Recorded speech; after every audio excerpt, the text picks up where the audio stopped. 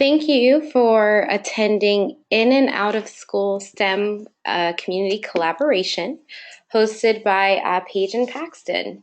And you can learn more about us again at paigeandpaxton.com. So before we go ahead and get started, I wanted to give you guys a little bit of, for those of you who have attended before, just bear with me for a moment, but for those of you who our first timers, I wanted to give you a little bit of background about who we are and kind of like why we do what we do, including why we host these monthly webinars. So my name is Kelly Williams, and I'm the founder of Paige and Paxton, and I just want to give you a little bit of background about us. So funny enough, this is actually a picture of me and my sister when we were young. And that is actually where the concept of Paige and Paxton came from. It came from my childhood. So my mom, she had two young daughters, and she wanted to make sure that they had every advantage possible, kind of like any parent would. So she decided that math and science was the way to make sure that we would have, all the advantages that we needed in our future.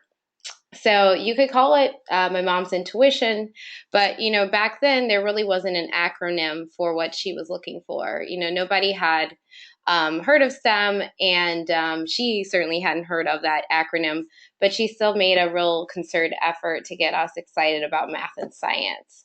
So one of the things that she did was she created these really cute puzzle piece characters to make those complex concepts a lot more fun and engaging. And if you fast forward about 20 years, something really cool happened.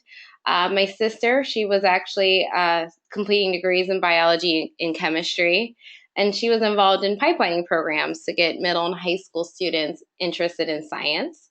I was in the financial services industry. Last role before focusing on Paige and Paxton full-time was assistant vice president at JP Morgan Chase. And I was getting really involved, and I got really involved in national pipelining programs to get middle and high school students interested in technology, so getting them to enter into fields of computer science. I was also one of the founding members of the New York chapter of Black Girls Code. And so just like the programs my sister and I were involved in, if you're in education, you know that most STEM programs and STEM curriculum focuses on the middle and high school level. And as I'm sure most of you know, as I'm sure most of you guys know if you're in education. So we feel like starting that late in STEM is basically like building a roof without a foundation. So my sister and I told my mom that we had an idea and we wanted to bring those puzzle piece characters back to life that she made for us when we were little. Of course, she thought we were crazy, but then we finally convinced her to build out the formal curriculum. And since then, we've been on a mission to really engage a whole new generation in STEM. And so, basically, in addition to that story, there's even more that's kind of driving us to really focus this early. With globalization having so many benefits for our society, it also means that we have a lot more challenges for our educational system. If you take a look at the stat to the right for our nation, 30 years ago, 40% of the world's scientists and engineers came from the US, and today that number is 15%. So our kids will and are competing with people across the globe. And for them to be successful, we really can't rely on the status quo. So one of the things that we started researching were, what is kind of missing in early education when it comes to STEM, and what really incites children to go from 5 years old to focusing on a pathway of engineering when they're 17, 18, in their 20s. And we did our own small survey and research, and we found that 80% of adults in STEM fields within that research study had at least one parent in the field. So we know that, if we kind of rely on that status quo, we know that we're really not going to move the needle. and that if we keep it this way, we're going to continue to have a huge number of kids who are missing out on opportunities that can be life changing. So luckily, we have you guys. You guys are educators, and you can definitely be a conduit of this change. But we also know that you guys need a little bit of help because there's a lot of pressure on educators in the classroom, and you really need the right resources to drive that STEM interest and STEM mindset in your classroom while meeting all those needs that we know that you meet of children every day. So what we've done is we've designed two solutions. We have our formal learning environment, learning curriculum, which is for formal environments. And this is really a blueprint for K through second teachers to present STEM subjects with fidelity and confidence. And so this is really developed with the skill sets and strengths of teachers in mind. We're using very simple, straightforward material that anybody, whether you have a degree in neuroscience or not, can understand and communicate those concepts to a 5-year-old. And what part of our commitment to you is also through these free webinars that offer you guys an insight into some of the best practices in early elementary STEM education. And then secondly, we also do informal programming. So we design our formal learning environments around the makers movement. And this is really just a full day to bring in parents into the conversation, to bring STEM professionals as mentors, and do a full day of hands-on STEM challenges that are presented through storytelling, through the Paige and Paxton book series, and also give kids a chance to, meet and connect with STEM professionals who look like them. So if there is a civil engineering challenge, it's led by a civil engineering person who actually practices and civil engineering in the community. They also include parent workshops to help parents understand what they can do at home. And it's just a really amazing community event that really gets STEM awareness it really infuses STEM awareness throughout the community. So not just at school, but it helps parents understand what they need to do at home. And so, this is how far we've come since that convincing of our mom to enter into to embark on the curriculum journey with us. And, our make-a-thons in formal programming have been launched and implemented in 3 cities across the country through some of the largest cities in the country. And so, I could go through more of this, but, this is what people have to say about the curriculum. And at the end of the day, while we love working with you as educators, we also love the impact that it has on children and how, somebody like Sarah's daughter only was interested in fairy tales, and now she wants to, now she's excited about engineering and botany. So we love our approach and the impact it has on children and families, as well as educators. And so this is, again, a little bit more about where we've been featured as well. So if you guys like what you see today and you like what you've just heard, definitely feel free to reach out and set up time to learn more about, what we can do for you as well. And so I'm going to go ahead and get started and get to the content that you guys came here for. And I wanted to introduce Kirby Callam. So I don't want to read through his whole bio, but Kirby is a very, impressive educator, full-fledged 360-degree educator. He served in roles in the classroom. He started his own charter high school in Chicago's West Side, which he ran for 5 years. He's led community and youth programs, and he's really been focused on, getting all the right people in the room together to work together on behalf of children in communities. So currently he is a project, in addition to serving in Evanston's, or in addition to being a teacher in Evanston's elementary school district, which is District 65. He's also the project director of EvanSTEM. And he'll talk to you a little bit more about EvanSTEM, but this is a very unique initiative that the community of Evanston has pulled together and that Kirby is leading. We're really trying to bring together all the in and out of school partners to really figure out how you can have like that holistic K through 12 STEM in and out of school experience. So making sure you're meeting children where they are, you know, in school, at home, after school, and engaging them at STEM at every level. And so I think you guys will really enjoy Kirby and his insight. And so I will just let him take it from here. Thank you, Kelly. Can you hear me? Yes, I can hear you. Okay, good. Okay, good. Welcome, everybody. Appreciate the time. So during this webinar, we're going to talk about what Kelly mentioned, EvanSTEM, which is our collective impact effort to get everybody involved in STEM in Evanston around the table and really organically let the chips fall where they may in terms of an effort to collaborate and coordinate our STEM efforts and STEM desires specifically targeted to the kids who need it the most in the community. So we're going to be talking about a couple of the key 3 strategies we're working on right now, which is taking the inventory and coordinating our STEM resources.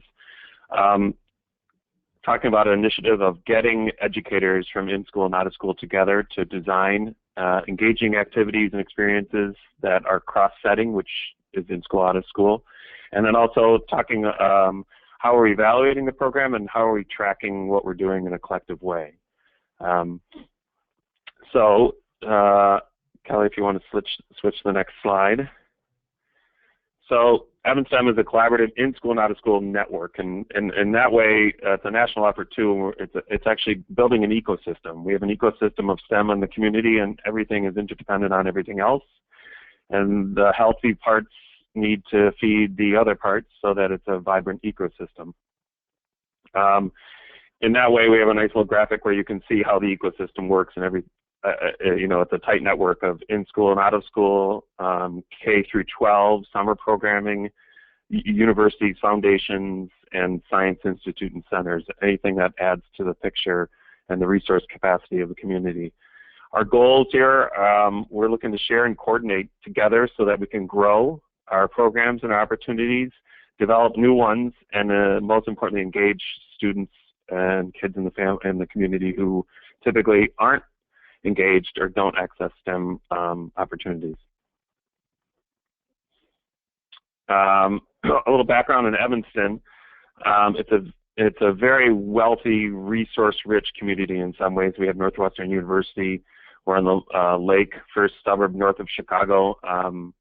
There is a tremendous amount of resources and families on one side, but there's also Evanston is also somewhat of a highly segregated community, kind of typical classic other side of the track community where you have a lower income working class neighborhood that's typically high minority and lots of joblessness and lots of single parent families trying to get through the days. So in that way, you can see right here we have a huge achievement gap in math and in reading, but in math specifically as we're focused on STEM. The first line there at Evanston Township, that's our high school, and that is the highest achievement gap in the entire state of Illinois and has been for years. And our district, the K through 8 district, which is separate from the high school, 2 distinct districts, that's also quite high, 31st in the state. And you can see it's 72 is the state average, and the city of Chicago is at 84th in terms of their achievement gap. So Evanston's been working on this achievement gap issue for years and years and years and really hasn't taken a bite out of that at all. And we think that doing it via a collective impact effort around STEM can change the course of some kids who don't get engaged in these areas because they don't have the chance, although they might have great interest to do it. And so that's what we're focusing on in this project. Another gap we have in Evanston is the gender gap. You can see at the high school 2 STEM-based courses, which is like the ChemPhys course or the Project Lead the Way courses. There's a high level participation among males versus females, which is quite low, and it gets worse over the years as the kids go on. So very big gap there, and that's the societal and traditional, but it's not acceptable. And so that's another aspect where we're focusing on both our low-income kids who don't have a chance or aren't engaged, and also our girls who as well, don't get engaged as they continue on through the K through 12 education spectrum. So EvanSTEM, like I talked about, we have a goal of creating a vibrant network of providers and participants. We have a goal of engaging youth who don't get a chance. We also have a big goal of engaging educators, both in-school educators, teachers, and out-of-school educators in the after-school programs and summer programs, to come together and impact and create vibrant learning experiences, whether they're in one setting or aligned across two settings. So there's a big effort to change our educators' approach to how they create engaging, inquiry-based, open-ended projects where kids get hands-on activities, use math and science, and have a chance to really get their hands dirty and get engaged in interesting activities to change their level of engagement thereafter.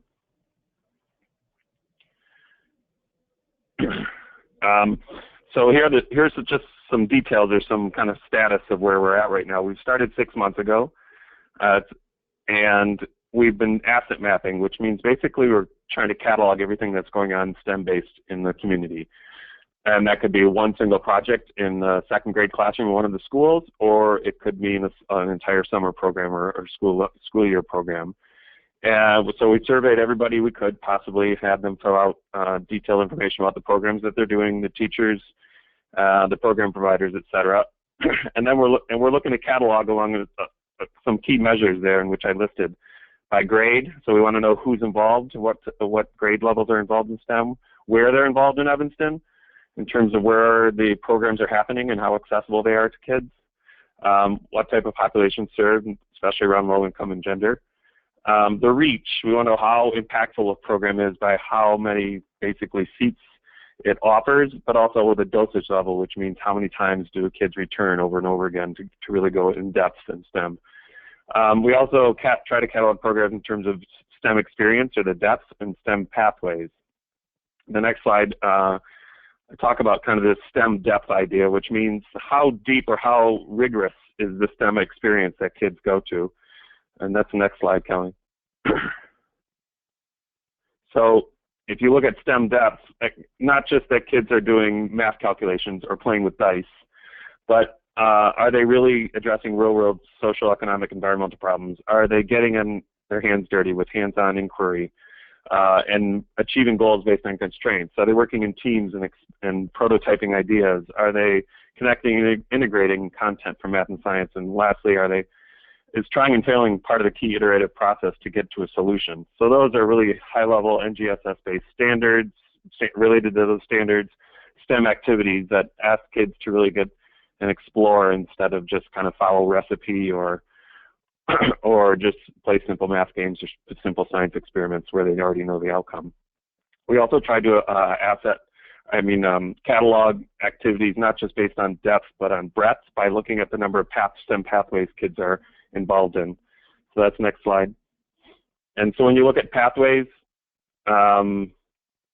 we've cataloged these, 9 pathways in STEM, and just to get a sense of looking at kind of based on the tracks that are in colleges and in high schools in terms of different course sequences people can pursue. We use those as a basis to figure out what kind of pathways we should be asset mapping or mapping backwards back to the kindergarten level to really understand where are the pathways in the K-8 space and how they lead into the high school pathways that are already existing, and then they're also in college and career. And we came up with these pathways, and we asked programs what STEM opportunities are your pathways in, because there certainly could be more than just one, but gives us also a sense that the program came up and said, our STEM opportunity really touches upon and explores 6 of these pathways, and that's what we call a wide breadth. Has a wide breadth. That kind of program is wide-ranging in STEM opportunities. It's not just one single pathway. Not that either one's bad. It just gives you a sense of the breadth of the type of STEM experience that's in the community. So using this data, we were able to come together and put together asset maps along each pathway. And the first example we have is a media, audio, video pathway, which you can see to some degree. It's pretty well highlighted here. What this gives us, it gives us a sense of the gaps of where our programs are in the city, and then also gaps of if they're really there to serve the kids that we need to. So for you can see in this pathway of the columns are K to 2, and then 3 to 5, 6 to 8, 9 to 10, 11, 12. Those are the grades. And you can see whether the programs are categorized as in-school, after-school, or a summer program or a specific event program. And then the colors are based on whether they're targeted to serve underrepresented kids, targeted to serve young women, targeted or located in underserved areas. And then we just want to classify that we also want to list the school courses that are there for all students. And that shows kind of the institutional district level input into these pathways. It also shows you to see what kind of where the institutional resources are along the K through 12 spectrum. For example, by high school, they have a wide assortment of different and interesting and engaging and high-level media, audio, visual courses that students can take that can lead to greater pursuit in the college and career offerings. And in this pathway, just for example, you can see that there's a tremendous amount of opportunities in both in-school and out-of-school for 6th to 8th grades, while there's only one little single program, after-school program at one school for the K through 5 realm. That gives us a chance to explore this and think and work and coordinate together and consider what we need to do in the K through 5 space to greater expand our programming, to provide greater pathways so that kids, when they get to the middle schools, would be more interested in pursuing the great opportunities that are there. You also can look in the 6 to 8 range, and it gives us a real good idea that, for example, Shoot is one of the schools that is listed there in the in-school section, and Shoot has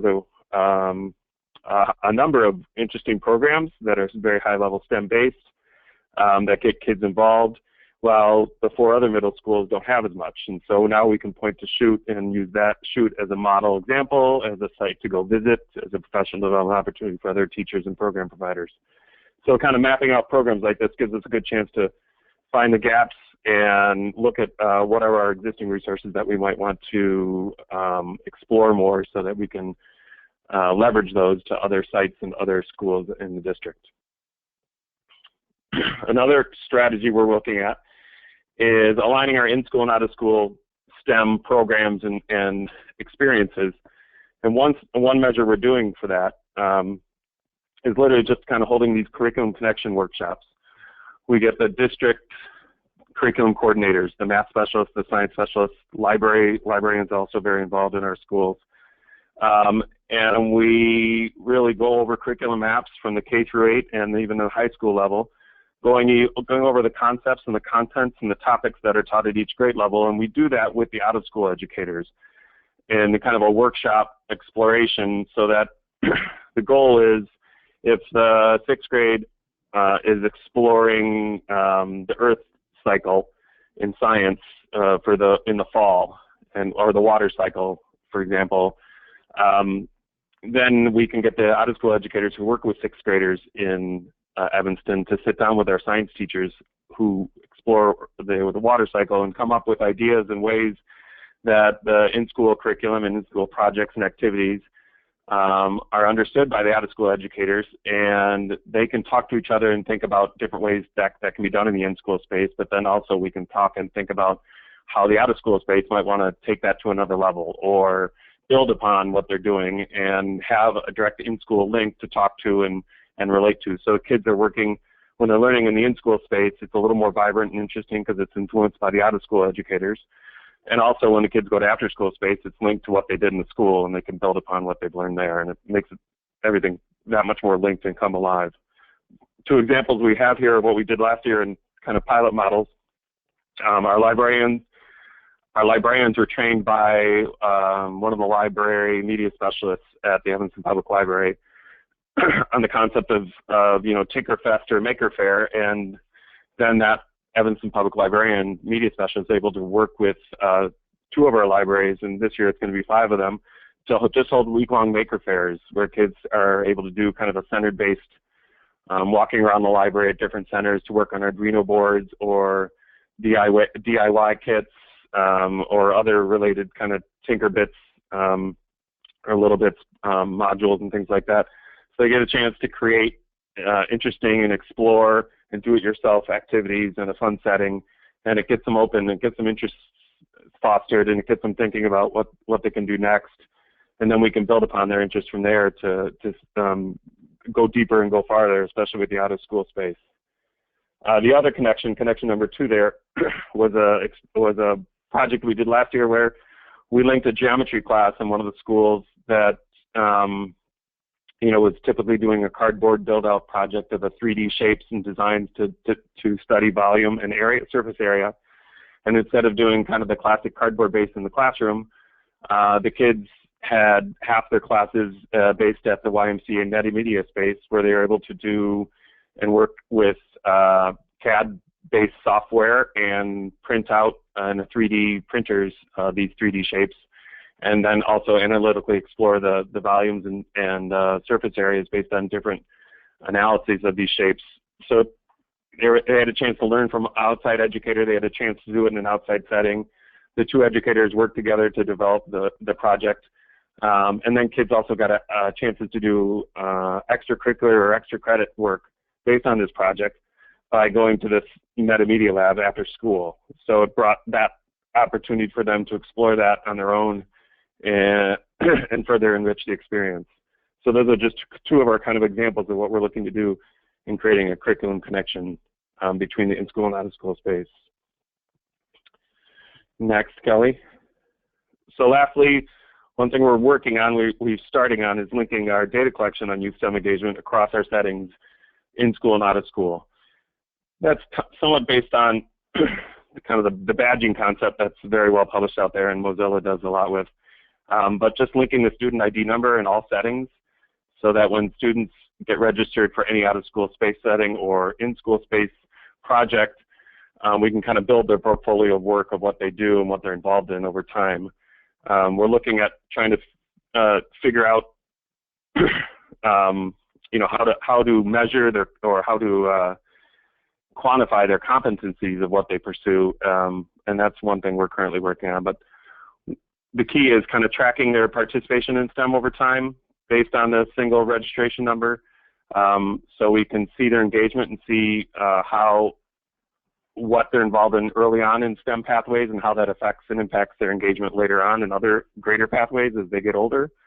We're able to share data across settings, so we're kids who are involved in multiple different programs and in the in-school, data can be shared on their progress and their activities. And then the badging concept, which is something we're exploring, so that we can actually give them rewards or badges for what they've earned or learned or proven skill-based attainment, and then that can be tracked, and they can use that as they go on in kind of their portfolio or resume building aspect. So that's the third current strategy we're working on in terms of creating an EvanSTEM, or a collective impact society, a community within EvanSTEM. And those 3 are part of also our national effort. We are one of 27 communities that was selected by the STEM Ecosystems Initiative, and you can learn much more about the STEM Ecosystems Initiative at that website, stemecosystems.org. I just wanted to point it out that it's a great resource for anybody interested in kind of community collective STEM thinking and design. They have a ton of research there. They have models.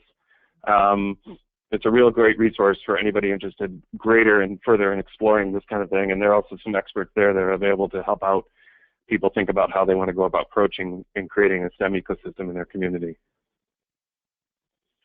And that is pretty much what I want to talk about today. I guess, Kelly, are you going to open it up for questions, and we can answer those as they come in, if there are any of them? Yeah, well. And if not, thank you for. Oh, go ahead. Finish your sentence. No, that's it. Thanks so much, Kirby. So at this time, we'll Sure. go ahead and open it up for Q&A. Some of you guys have asked questions throughout the presentation, but if you have any additional questions, just go ahead and enter them into your chat box, and we'll read them off. So Angela has a question. She asks, is integration difficult for preschoolers for lessons? Basically, STEM education difficult for preschoolers? How easy is it to integrate it into the lessons? Does that hinder their learning experience, or does it make science and math learning easier? Actually, Kelly, you might be a little more capable to answer that. I would just say in this preschool setting where we would push a lot of open play, or engaged play and structured play, but play-based preschools. I think this kind of thing fits in 100%, where you can give kids a ton of different kinds of resources or materials and have them construct various shapes or designs or models that would fit a constraint that you created for them to achieve their goal, and they can tinker and try in different ways. There's also a ton of the toys and building and Legos that are purely STEM based, as long as you set them up in a creative, open-ended, inquiry-based setting. So you're not just saying, here, build a tower, but you're saying, here, what I want you guys to do, you two, is build this tower, but it has to be this feet tall, and it has to hold these things at the top, hold this weight without falling over, and let me help you as you go along, but why don't you guys try to tinker along and figure this out, and then you can ask them questions at the end of how it went and what worked and what didn't, and that's a really rich experience for them, where they can be successful even though if they failed a couple times, to really achieve a goal that, you know, is somewhat, at that age, pretty real based, because that's a common problem in society. So that would be my perspective. And I would say in the preschool, it's just much more open-ended, because it's much harder to do this in 6th grade, where the curriculum and the standards and the requirements from the state and the city in terms of what the kids have to learn based on the standards, it's much more tighter, and you don't have as much freedom to tinker and to have kids explore freely like that.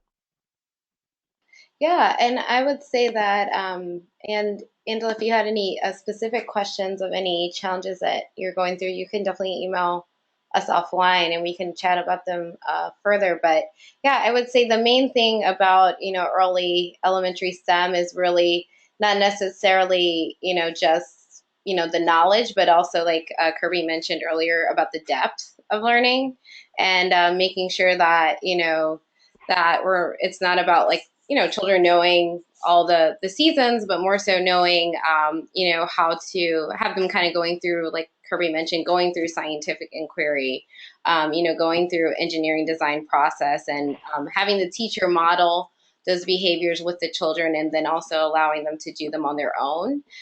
So more about kind of like fostering a mindset so that when they do attack science and math, you know, later down the road, that it's, you know, the thinking isn't completely new, right? And so I think those are some of the approaches when you're thinking about integrating it for preschoolers versus older students. All right, so another question from David. He asked, are the staff in the out of school programming volunteers, or are those paid staff members?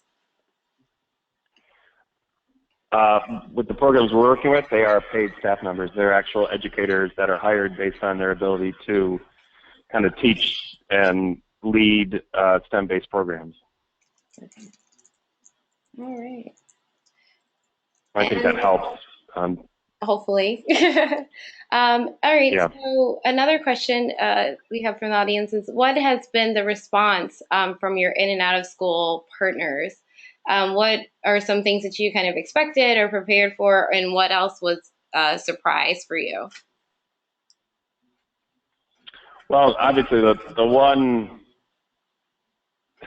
big issue we're facing with is the resource capacity to kind of pursue additional initiatives, which is very common among all, especially nonprofit programs and school districts, is how can we add this to what we already have to do, and when's the time to meet and make all this happen, and planning. And so that's always an issue, is the constraints of resources. But we also have had a really positive response from everybody. We have great participation at our meetings and planning meetings, and people are excited to have a chance to do something interesting and new with other people along the same line that really make for interesting opportunities. We have some huge barriers ahead, which is trying to take what we're doing now as a pilot to, you know, spread it throughout the rest of the district in all classrooms and all youth programs.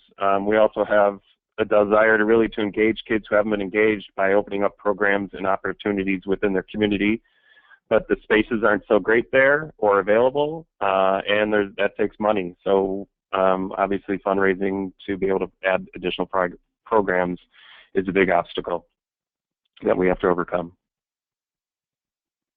Great question. How were you selected? Another question we have from the audience is, how were you selected to be a STEM ecosystem? What was the process?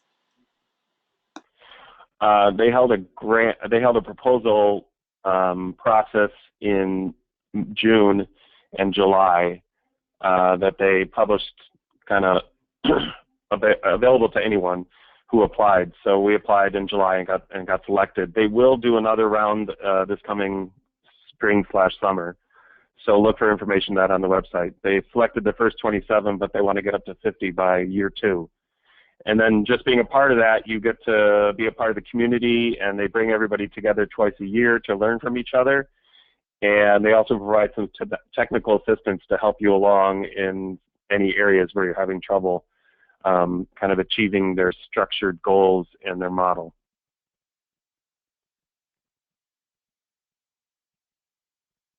Well, I think those were all the questions we had.